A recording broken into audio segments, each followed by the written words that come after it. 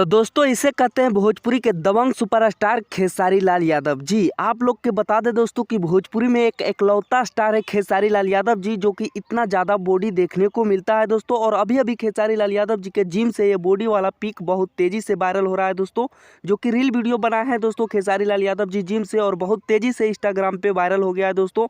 वहाँ पर तो मिलियन लगने वाला है इनका व्यू, और बहुत तेज़ी से यूट्यूब पर भी वायरल हो रहा है दोस्तों।